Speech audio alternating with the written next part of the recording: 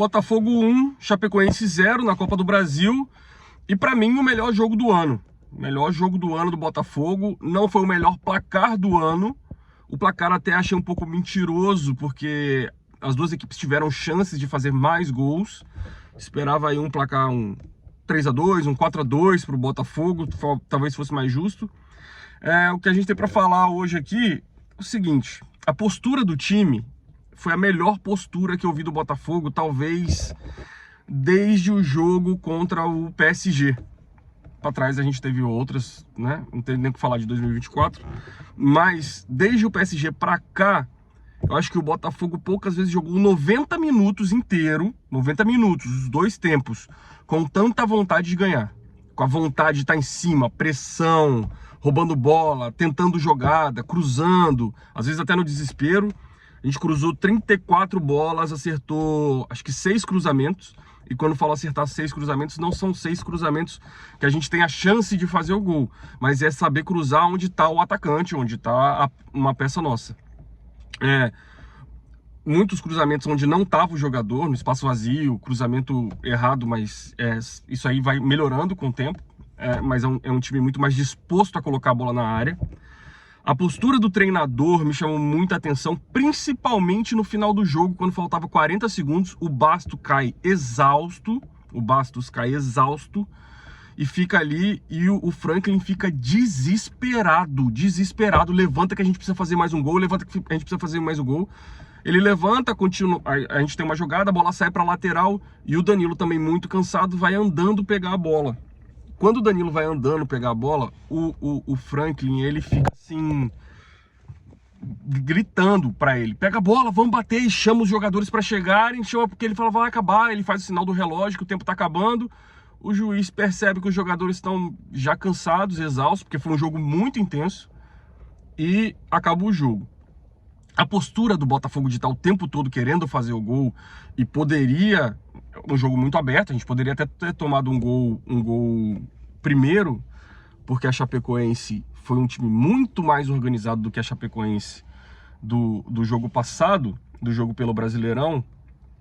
Muito mérito do Fábio Matias, que talvez no futebol brasileiro não seja tão conhecido como um bom treinador, e não tem muitos grandes resultados ainda, mas a torcida do Botafogo conhece muito bem, e ele começa aquela campanha de pré-Libertadores que termina no título. Então ele prepara, ele que faz essa transição do time de 23, ele melhora esse time, consegue a classificação para a fase de grupos, com um time muito mais organizado, e entrega o time na mão do Arthur Jorge, para o Arthur Jorge fazer o trabalho que fez.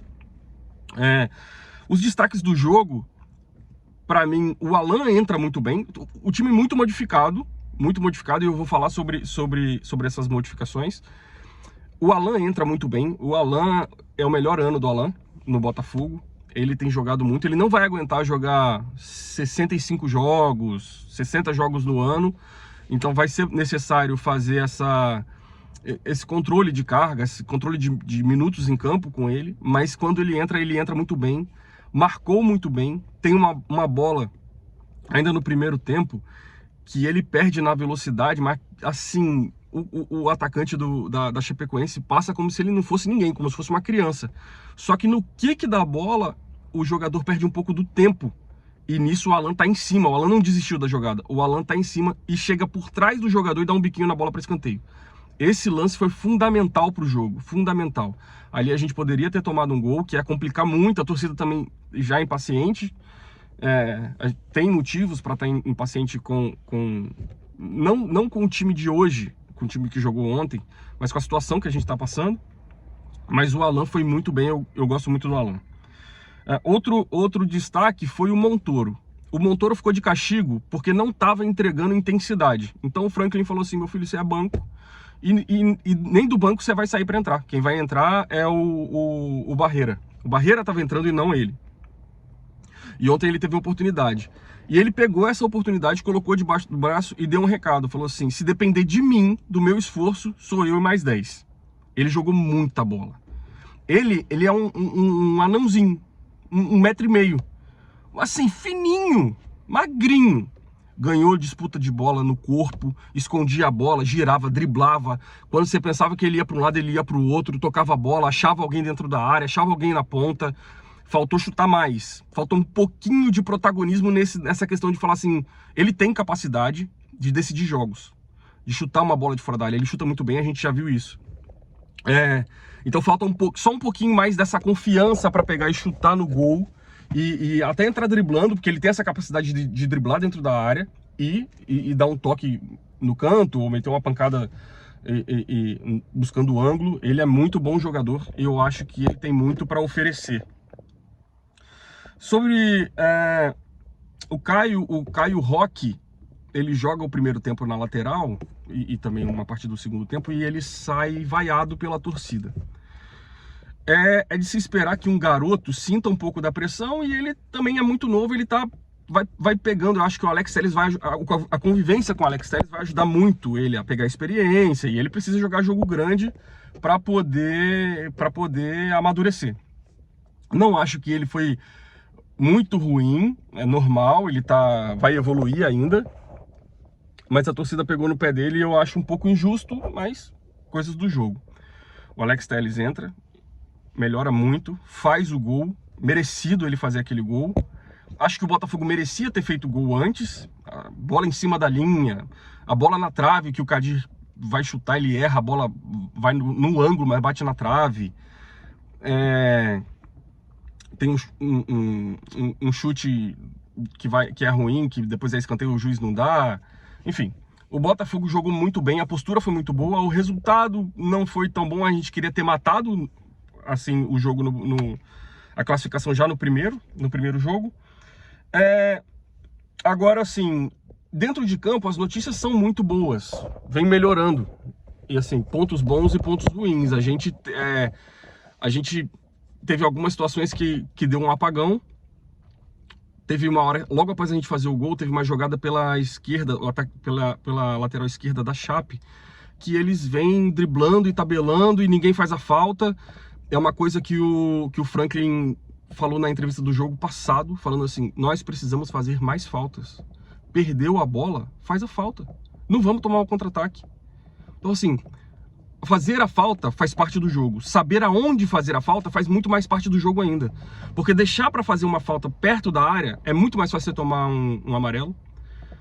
E você corre um risco de ter um cruzamento ou uma falta frontal.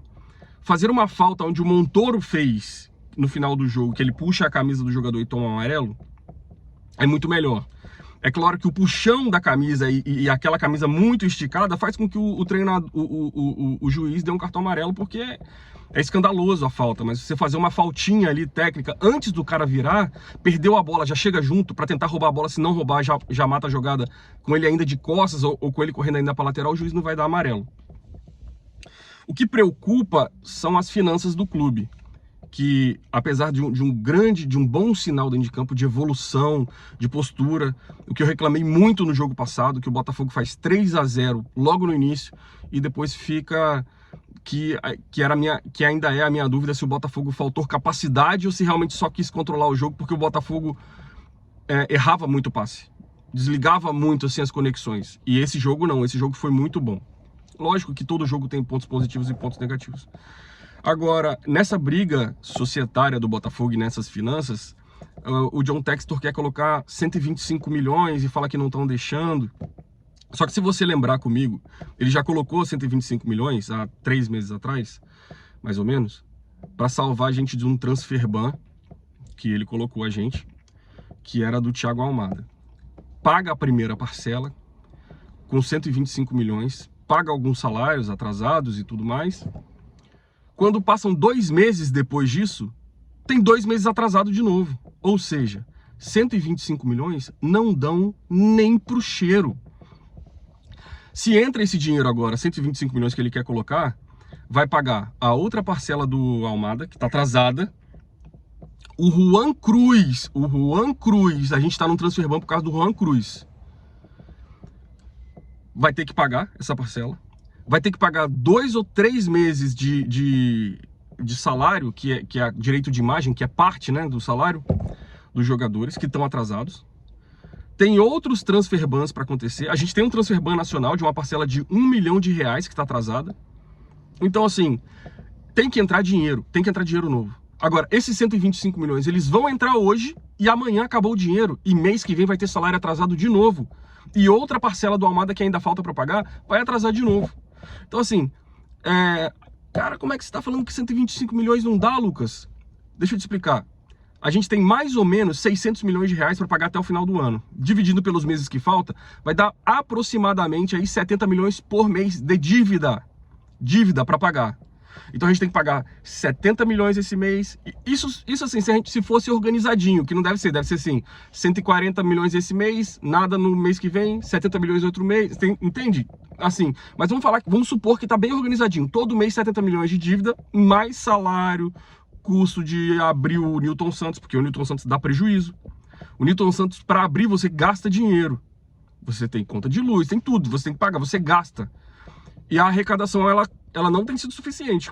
Ontem, com 26 mil pessoas, acho que deve ter ficado ali um pouco de lucro, perto do 0 a 0, mas com 10 mil, que foi em jogos anteriores, não vai se pagar. Então, assim, é um custo, se a torcida não vai, é um custo que a gente tem a mais. Então, vamos lá. São 70 milhões, em média, por mês para se pagar mais salários. Vamos fechar em 70 milhões. 70 milhões ele vai botar 125, a gente vai pagar um mês, paga o outro mês e acabou o dinheiro. Só que ele já adiantou as receitas de patrocinadores do final do ano, desse ano, então não tem mais esse dinheiro para entrar. Então a gente depende de passar de fase da Sul-Americana da Sul-Americana e da Copa do Brasil para entrar mais dinheiro. A gente vai precisar ter mais patrocínios, a gente precisa de dinheiro novo entrando. Então, assim, de aporte. Então, esses 125 milhões, se a solução for só esses 125 milhões, não adianta. Ah, não, Lucas, mas você tá falando bobagem porque a gente vai ser vendido. O processo de venda, olha o Vasco, o processo de venda de um dono para outro não é fácil, não é assim. Ah, não, já tá tudo certo. Isso aí demora. Vai demorar quanto tempo? 6 meses? 1 ano? 1 ano e meio? E aí, mesmo que esse dono faça igual o Textor já fez no início, ele faz um empréstimo ponte. Então ele vai pegar e tá comprando o Botafogo, tá tudo certo, o Textor saiu e agora a gente já tem um dono, sei lá quem for. Chega e fala assim, não, eu vou assumir o Botafogo, mas assim, até toda a documentação ficar pronta, vai demorar. Até lá ele pode fazer um empréstimo ponte. O que é um empréstimo ponte? Ele coloca um dinheiro no Botafogo para organizar as dívidas, para pagar o dia a dia, e lá na frente ele converte isso em ações ou recebe esse dinheiro de volta. Mas de forma muito simples é isso que pode acontecer. Mas a gente não tem garantia nenhuma de que isso vai acontecer no curto prazo. E aí tem um problema muito sério. Os jogadores já podem entrar na justiça para sair unilateralmente. Ou seja, a gente corre um risco de perder o Danilo, de perder Montoro, de perder Arthur Cabral, qualquer jogador que você gostar. A gente tem um risco de perder esse jogador sem receber R$1 em troca. R$1. Ele chega lá na justiça, entra, não é do dia pra noite, mas ele vai entrar com processo, vai falar assim, ó, eu tô com 2, 3 meses de imagem atrasado, e aí tá acontecendo isso, pela lei geral do esporte, blá blá blá. Aí a justiça vai notificar o Botafogo, vai falar assim, você vai pagar ou não vai, e tal. Aí o Botafogo vai pagar? Não vai pagar? Vai pagar o desse mês e vai voltar a atrasar o mês que vem? Aí da próxima vez a justiça não vai nem conversar, tchau. E aí um cara que vale 30 milhões, 40 milhões de euros sai de graça. E aí vai pagar conta como? Vai repor o elenco como? Vai destruir o trabalho do Franklin? Eu falo desde o início, na live eu falei que o Franklin era a minha opção. Porque eu não queria Crespo, eu não queria Diniz, eu não queria Dorival. Porque esses treinadores a gente sabe qual é o limite. O Franklin a gente não sabe qual é o limite. E ele tem dado bons sinais. Só que o Botafogo pode estragar o bom trabalho que ele está fazendo. O Botafogo, ele é hoje o único time que eu olho no Brasileirão que eu não faço a menor ideia em qual colocação ele vai acabar. O Palmeiras eu sei que acaba ali entre os 4, o Flamengo eu sei que acaba ali entre os 4, o Remo vai ficar ali na briga para não cair, o Vasco vai ficar na zona de Sul-Americana, talvez um pouquinho a mais, um pouquinho a menos. O Corinthians a mesma coisa, sabe? Então, tipo assim, todo mundo tem mais ou menos uma faixa esperada. É claro que alguém pode surpreender. O Botafogo é uma interrogação gigantesca. O Botafogo pode ser que no meio do ano esteja tudo resolvido, ou o Textor, ou um dinheiro novo entre, ou a gente organiza as finanças e com o técnico fazendo um trabalho muito bom e mostrando essa postura todo jogo, essa mesma postura, não a postura do segundo tempo do jogo passado, essa postura que foi jogada 90 minutos. Esse é um Botafogo que uma peça ou outra, e com salário em dia e com todo mundo organizado, é um time que é para voltar para brigar lá em cima. Ainda dá tempo de ter assim uma Libertadores com tranquilidade, e dependendo de um Palmeiras que derrete todo ano, já são 2 anos que o Palmeiras derrete no final do ano e entrega o campeonato.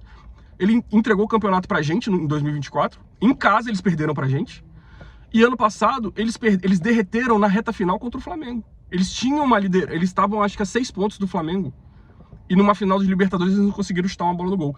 Então assim, pode ser que esse Palmeiras derreta de novo. E se a gente chegar vivo até o meio do ano e recuperar as finanças e contratar um jogador ou outro que a gente precisa, pode ser que a gente chegue vivo no final do ano, brigando ali nos 70 pontos, 71. O Palmeiras já foi campeão com 70 pontos em 2023. Dá tempo. Mas depende, a gente não sabe o que pode acontecer. Ou pode simplesmente acontecer a maior catástrofe, o Botafogo continuar devendo, ninguém colocar dinheiro, não achar comprador, virar assim, um jogador começar a sair. E aí o que é? Série B. Ah, Lucas, você tá exagerando. Eu tô falando quais são os cenários possíveis. Enquanto a gente tem cenários possíveis muito aproximados ali de Palmeiras, Flamengo, Cruzeiro tá se recuperando. O Botafogo ainda é uma interrogação gigante. E aí a gente tem que ver o que vai acontecer nos próximos passos. Ser botafoguense é isso, é sofrer rodada a rodada. É comemorar. Hoje, o jogo de hoje me deixou muito mais feliz do que o 4x1. Muito mais. Porque eu vi postura de quem quer ser campeão. E eu acho que a gente pode ganhar uma Copa do Brasil e uma Sul-Americana esse ano. Agora depende muito do que vai acontecer nos bastidores. O campo tá mostrando bons sinais. Os bastidores ainda não. Mas fala comigo, deixa seus comentários aqui embaixo, eu quero te ouvir. Gostei muito dos comentários que eu ouvi. Tem muita gente com ideia boa, com argumento bom, outros nem tanto, mas é isso. Eu quero te ouvir, o que você concorda, o que você discorda. Se inscreve, eu vou voltar a fazer lives, acho que no próximo jogo, no jogo da volta, a gente faz live e assiste junto esse jogo, tá bom? Valeu, obrigado.